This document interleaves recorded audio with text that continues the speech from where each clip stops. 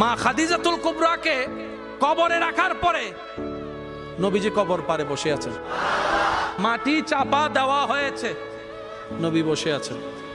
সাহাবায়ে কেরাম বলে, ইয়া রাসূলুল্লাহ, অনেকক্ষণ হয়েছে, এবার আসেন ঘরে।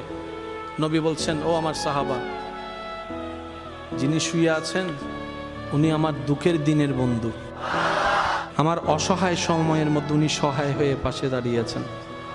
সবাই যখন আমার উপর আঘাত করছে, এই আঘাতের রক্তটা উনি মুছিয়ে দিয়েছেন, উনি আমার জন্য একটা শক্তি হয়ে দাঁড়িয়েছেন।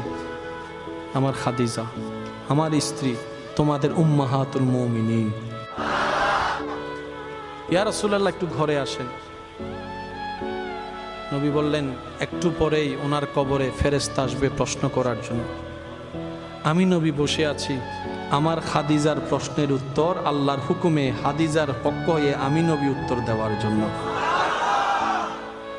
পৃথিবীর সমস্ত ভালোবাসার বন্ধনকে পিছনে ফেলে আপনার আমার নবীর জীবনীকে একটু খেয়াল করে দেখেন, সমস্ত রোমান্টিকতার হাই রোমান্টিকতা আমার নবীর জীবনের মধ্যে আছে। আমরা নিতেও জানি নাই, পালনও করতে জানি নাই। আল্লাহ পাক আমাদের সবাইকে ইসলাম মেনে চলার তৌফিক দান করুক।